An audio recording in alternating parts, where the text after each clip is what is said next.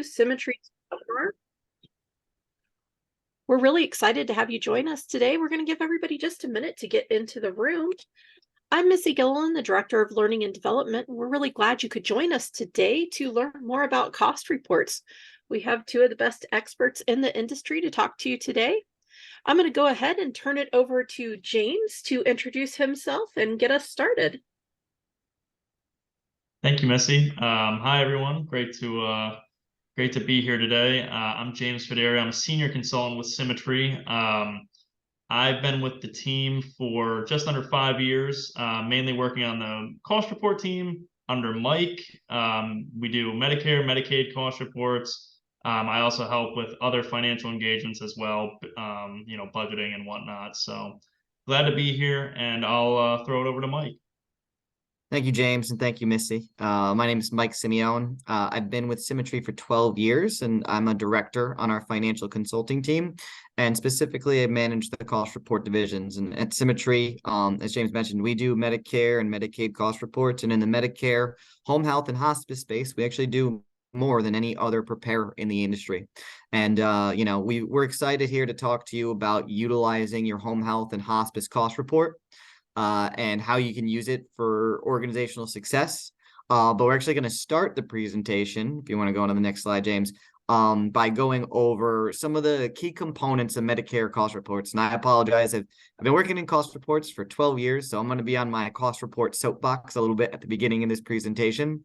But we're going to look at things that are frequently omitted or incorrectly conveyed that really can have an impact on the future of reimbursement within both home health and hospice. Next, and James is going to take over, and we're going to talk about KPIs that can be calculated from both the home health and hospice cost reports and how they can be leveraged to optimize your performance, both in the clinical perspective, financial perspective, revenue cycle, operations, different areas where you can look at indicators to get some insight into your cost report. So starting out with those common errors and omissions. The first thing I wanted to point out was something we've seen a lot of agencies struggle with since the adoption of PDGM, and that is the billing and the inclusion of medical supplies on their claims for all payers, but specifically it's easy to call out and easy to see when we're looking at Medicare traditional payments specifically. The reality is that a lot of providers out there, smaller organizations, they're not including Medicare medical supplies, billable medical supplies on those claims. And I think it's a common misconception because the PDGM payment methodology includes the medical supply as a part of the case mix. It's a component of the case mix. However, annually, when they recalculate that case mix, for each of the HERGs, for each of the HERGs that are submitted on the claims, if you're not including those medical supplies, then they're going to reduce the case mix because they're saying it doesn't take as much resources, specifically medical supplies, to care for that patient. So by doing this, you're impacting the future of reimbursement by basically understating your own cost for your agency to provide care. Then if enough agencies do that, and trust me, there are enough agencies doing that nationally, then it's understating the cost it is to care for those patients. And this really becomes an issue on those high supply patients, those wound care patients, and other patients that demand a lot of billable medical supplies. And so, what we can look at in the Medicare cost report is one of the source documents for the Medicare cost report is the Medicare PSNR, which is pulled from the IDM system. And in home health and hospice cost reports, those medical supplies are listed on there. And you can see the picture at the bottom of this slide is a snapshot from that PSNR where there's charges for all the disciplines of care that are being provided: physical therapy, occupational therapy, speech therapy, skilled nursing, and aid services. But there's no lines for the medical supplies. And this tells us that the medical supplies are not making it from the EMR to the patient claims. And this is really causing an issue within home health. And I know we're facing, and specifically home health because of that PDGM reimbursement, but also hospice because that supply cost is in the daily rate. is included in the daily rate. So by not including them, you're hurting yourself and you're hurting the future of the industry. We know we're facing cuts in home health specifically right now with the behavioral adjustments. So it's really important that we get these medical supplies, that they go from the EMR, because you're ordering from them for the patient. So they should be in the system, but they have to transition over to the patient claims when you're billing to Medicare. Also, you may be missing out on just revenue for those medical supplies for your fee-for-service payers if that medical supply component is not factored in to the episodic rate, and it's a separate add-on or a separate invoice or a separate claim or separate revenue you're getting. So you may just be missing out on revenue for those non-Medicare patients as well. But this is really a huge issue for Medicare, and it's impacting the future of reimbursement. So on the next slide. Next up, we're going to talk about telehealth and telemonitoring expenses. And so, from the HEAT Act, we know that at this point, telehealth and telemonitoring are a non-reimbursable service. However, there are positive results coming from Congress, and that basically saying we are going to get paid for this, and we're starting to capture this data.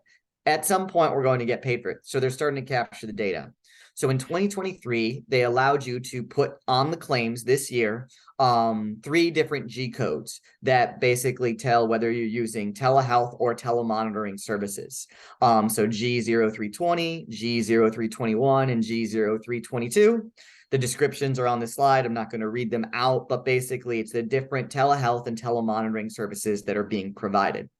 So now you can report those services. Now, how is CMS going to determine the cost for these services? They're going to use the Medicare cost reports. So what they're going to do is the same thing they do with all other services. They're going to look at the amount of services that are being included on the claims. So one, you have to start including these G codes, G0, G0, 0320, 0321, and 0322 on your claims. But you also have to start recognizing the costs on the cost report. And I believe, James, on the next slide, we have some of the components from the cost report. So there are multiple lines on the home health cost report where you can put the differing services. Telecommunications technology, line 5, is where you would put telemonitoring services. And so what we often see is whether you're using telehealth or telemonitoring, agencies are only breaking out those equipment costs. They're not breaking out the salaries and the employee benefits related to those costs. These would be the staff that's responsible for managing the equipment or the contracted services for managing the equipment, as well as the clinicians or other individuals responsible for monitoring the equipment, or in the case of telehealth, for providing the services that are there. So it's line 5. And then, James, if you go to the next slide. This is on the hospice cost report. It's line 68 where it's combined. So on the home health, there's one line for telemonitoring, line 5, and there's another separate line for telehealth, which I believe is line 47. Telemonitoring, like I said, the equipment costs would go on in column 5, and the salaries for the staff that's managing the equipment. Telehealth, same thing on line 47. The equipment costs would go in column 5. The salaries and benefits of the clinicians providing the service. Now, if you're not breaking out those specific clinicians that are doing it, you should be able to pull at least a bare minimum an EMR report that would show who's providing what services via telehealth, because hopefully you're billing those G codes on the including them on the claims.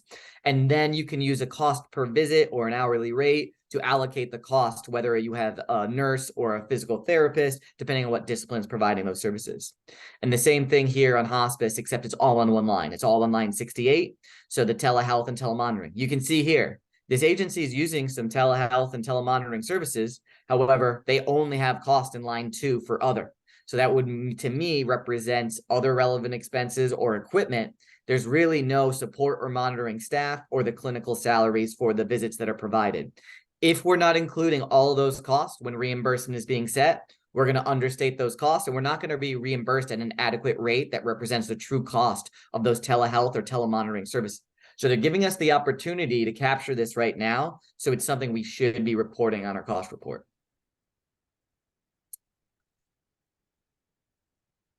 The last thing I want to talk about with other errors and omissions are just kind of the breakdown of expenses that we see in the cost reports. In home health, the intention is to break down salaries, mileage, and contract costs by discipline. And when we say by discipline, that means breaking down skilled nursing into an RN and LPN, physical therapy into physical therapy and physical therapy assistants, and occupational therapy between occupational therapy and certified occupational therapy assistants. So it's really important that we do this because I believe that at some point there's going to be separate reimbursement tied to LPN versus RN. It's not going to be all in one skilled nursing bucket. Same thing for PT versus PTA and OT versus CODA. There's a reason Medicare changed the cost reports to capture this information, because in due time, once they collect enough data, they're probably going to use that to reflect the information, change and make looper rates different and have an individual looper rate for each of these specific disciplines, professional versus paraprofessional, as well as factor in the usage of PTAs, CODAs, and LPNs, case mix calibrations, and cost of care.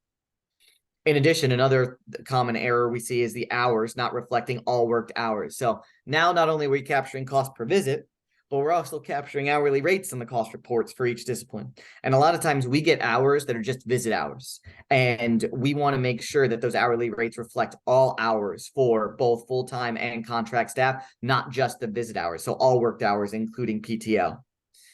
We see similar challenges on hospice. The salaries and other expenses by discipline and by level of care are not broken out. Specifically, once again, skilled nursing not broken out between RN and LPN, or we're missing the breakout of cost for shared roles, i.e. bereavement and volunteer coordinator. A lot of times an organization's volunteer coordinator is a shared position. So that individual is not just the volunteer coordinator, but they're also maybe the social worker, the chaplain, or some administrative position at the organization.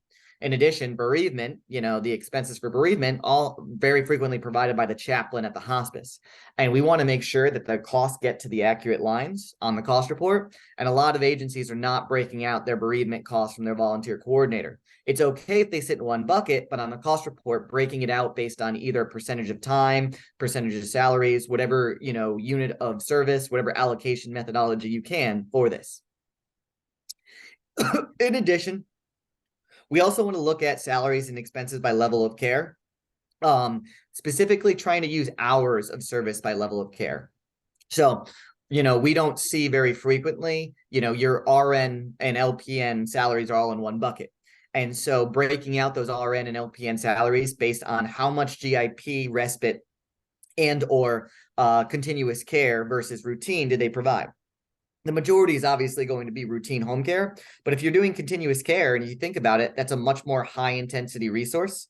Your clinicians are spending much more significant amount of time. We want to make sure that those 8+ hours a day the clinicians are there are recognized.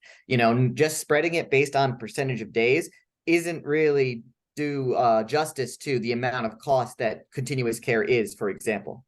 So we want to make sure we have those hours by level of care for each position, so that we can correctly allocate those costs. And then lastly, the breakdown of revenue.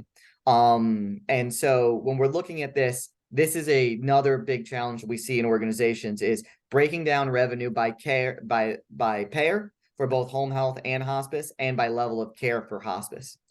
When we're breaking this down on the cost report, there's only 3 categories. There's the traditional Medicare, the traditional Medicaid, and then all other. All other should include Medicare Advantage. I'm a big proponent of breaking out Medicare Advantage and it's getting its own column on the cost report, but we haven't seen CMS make that change as of yet. But what you want to do, you can leverage, and as James gets into the KPIs, you can look at margins by payer on the cost report, but they're only worthwhile looking at if you're actually breaking down your days or your visits by those payers, as well as your revenue by those payers. Frequently, we see Medicare Advantage or other episodic payers included in the Medicare bucket, or sometimes we see, managed care payers or, managed Medicaid payers included in the Medicaid bucket. Those should not be in the Medicaid bucket. We're looking at traditional Medicare, traditional Medicaid, and other. And really that can help you with the KPIs to get accurate payer margins, so you can understand where you're profitable, what type of patients you're profitable on, and what type of patients you are, struggling to break even on.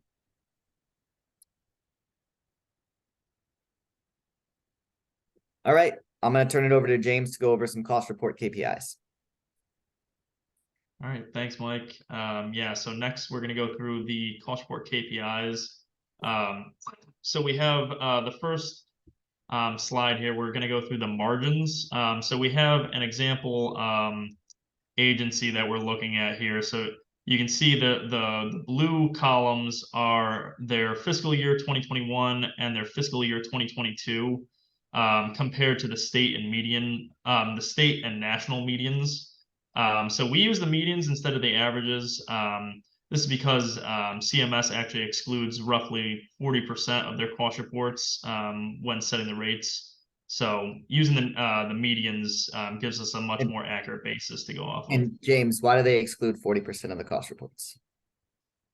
Oh, just because if the data doesn't look accurate, or if it's a stub period, there could be several different reasons, why they're excluding some of the cost reports.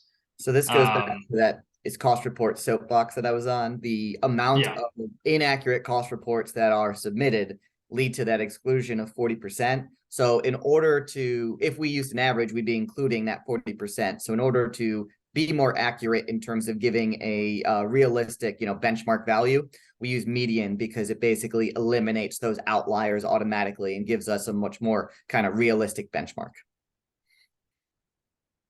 Yep. So looking at this example agency, you can see looking at their total gross and their total net, you can see they started at a gross in fiscal year 2021 of just under 58%, and it dropped down to 45.4%. So there was a significant decrease in their gross margins. Now, this could be several different things that are leading to this gross decrease. They could have an increase in their administrative and general costs, increase in maybe some of their direct costs, increase in salaries, contract expenses, any of their transportation. They could have an increase in, advertising costs, as well as, a decrease in revenue as well. And we're going to go through that in the next couple slides. With this increase in other payers, increase in Medicare Advantage, and you can see in the right there, they have their Medicare gross and their Medicare net broken out. So the Medicare net also dropped, and their Medicare gross compared to 2021 and 2022. So you can see, that's really what's causing this drop in their net margin. So now they're under almost at 10% of a loss for total net margin, and that's because they have an increase in their other payers, which might not be as profitable, as well as a higher visit utilization, which we're going to go through as well. So going through their payer mix, you can see their patients. We have their patients, their revenue, and their visits and days broken out here. Again, compared to 2021, 2022, and then the state and national. So for their patients, they remained roughly the same from 2021 to 2022.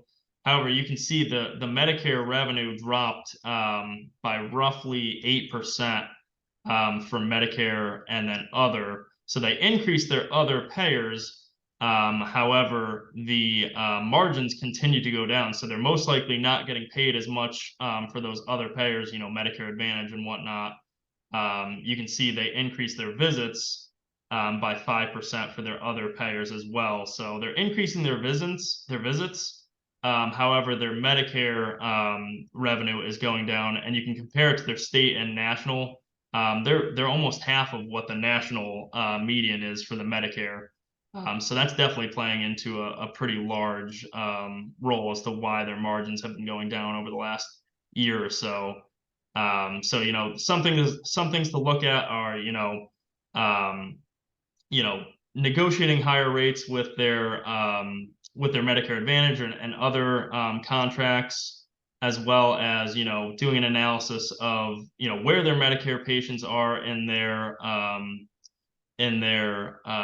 area, and then how to get those additional Medicare patients to increase that Medicare service, because it's probably a little bit more profitable than the other payers.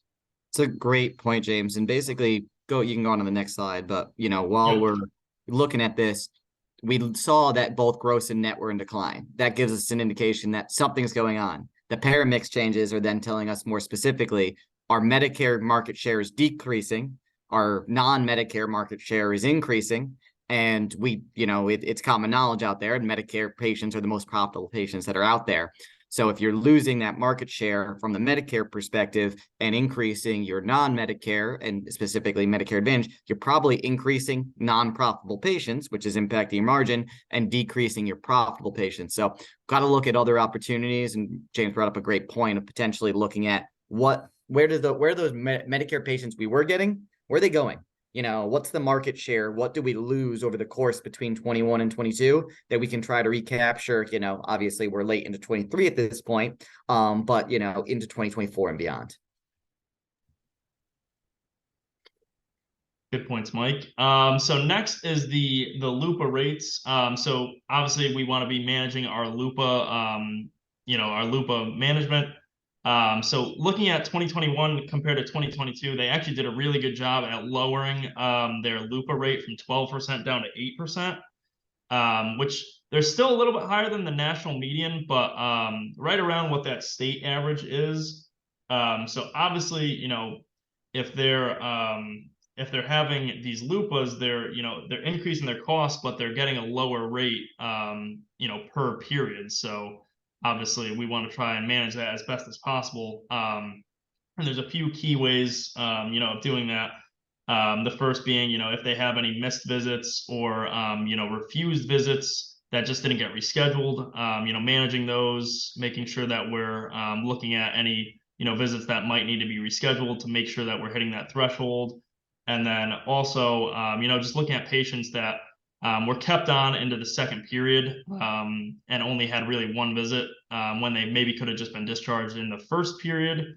So, we kind of recommend, analyzing the LUPAs, looking at how many of these patients miss the threshold by just one visit, and then just trying to see how we can attempt to lower that LUPA rate just by managing, patients that may have been, either misscheduled visits or just carried on into the next period and so forth.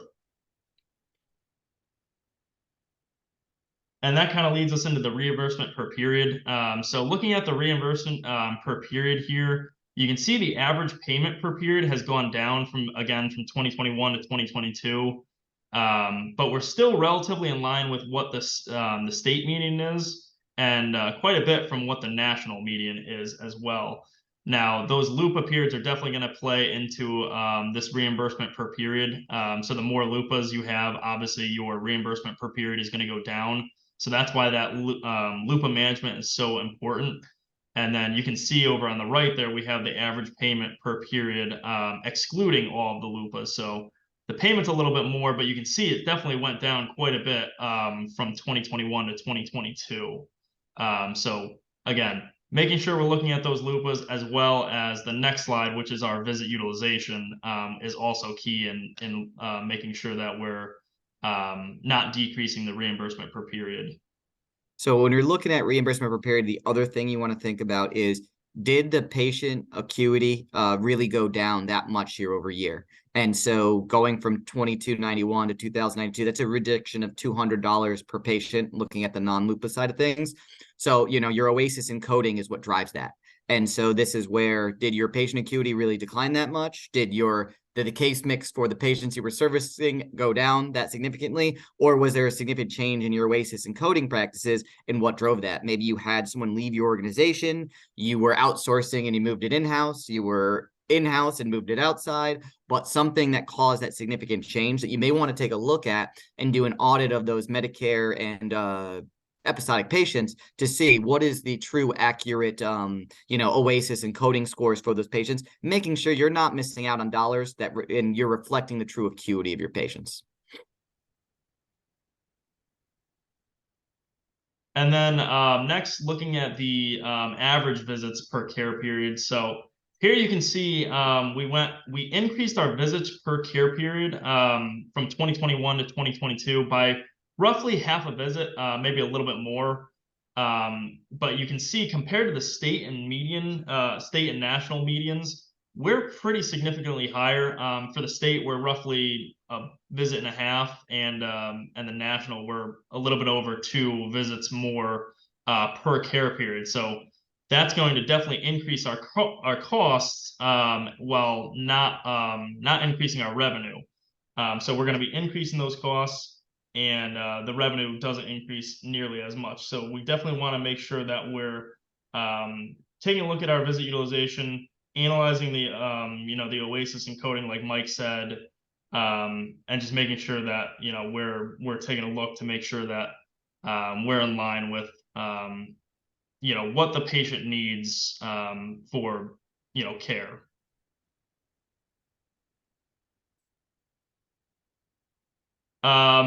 Then looking at the cost per day by level of care. So you can see the routine home care and the respite inpatient care. They're relatively similar to what it was the previous year. Routine went up a little bit, and so did the respite as well. But it's right in line with what the state and national median is for this agency. But now when we look at their general inpatient care, you can see that it's relatively similar year over year. But compared to the state and national median, it's pretty significantly higher. And there could be several different factors causing that. They could be paying more for their ancillary costs. They could be paying more for renting their beds at facilities and whatnot.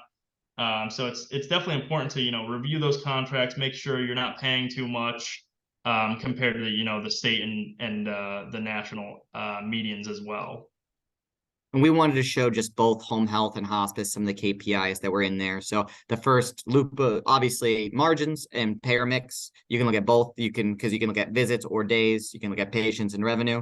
The LUPA and the reimbursement per period and the utilization more home health centered, but obviously cost per day by level of care more hospice centric.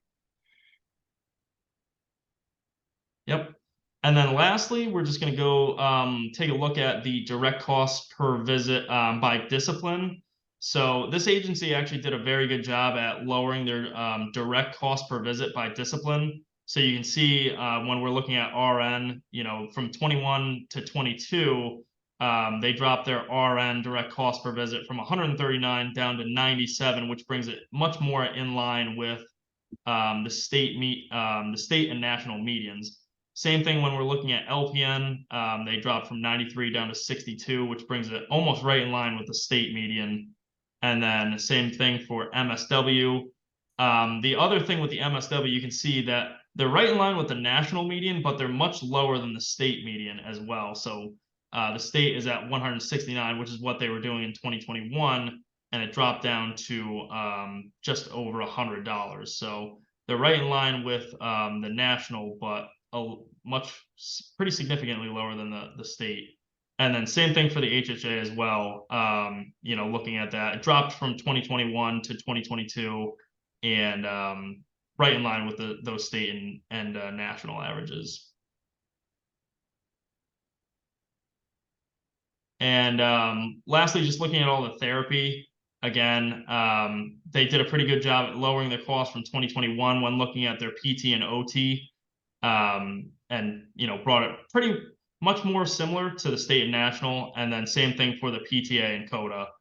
You can see compared to PTA is almost identical to the state and national, and then CODA is actually a little bit lower, which is, again, like I said, this agency did a pretty good job. But it's just important to make sure that we're analyzing our direct and average cost per visits to make sure that we're in line with what our competitors are doing, and making sure that we're not increasing our costs too substantially.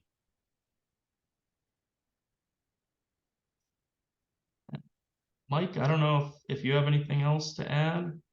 I just want to say thank you to everyone that was here today. What we wanted to show was some common errors and omissions we see in the cost reports that we would like to see, agencies work on. And we always give this feedback to our own cost report clients in there if they're using telehealth or telemonitoring, missing those medical supplies or any of the other points that we made.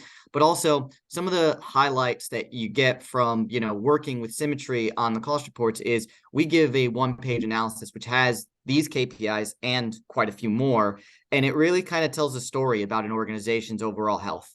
And it doesn't give you the specific answers, but it points you in the direction of where you can start to look at and target to find out where you're being challenged year over year, or where you're having challenges compared to state and national numbers, whether it be revenue cycle and collections, whether it be utilization management, LUPA management, and visit management, whether it be OASIS and coding and revenue maximization, whether it be cost management in your direct cost versus some of your ancillary cost versus your administrative costs. So it points you in that direction, and you can see some of the metrics. We showed a variety of different agencies, not all one agency in here, but some things where they're doing really well and highlighting, hey, you're managing your cost per visit and your cost per day very, very well, or areas where there's opportunity. When we see declining margins, when we see a high LUPA rate, when we see a low reimbursement per care period or higher utilization than what we're seeing, are your clinicians self-scheduling? What's driving that? It leads to a very productive conversation between our consulting and cost reporting team and the agency to really kind of understand what challenges they're facing, and then what they can do year over year to improve. If you've got additional questions, we'll respond via email, post, or if you've got questions specifically you want to send, James and my contact information are on this slide, which has been included in the chat in the handouts, and will be sent out. But we want to thank you for your time today, and hope everyone has a great rest of their Tuesday. Thanks, Mike and James. And after the webinar, we will follow up with additional questions, and handouts will be sent out with a link to the recording. So thank you all for joining us. Mike and James, another great presentation. Thank you guys so much. Have a great day, everyone. Thanks, Missy. Thanks, Missy.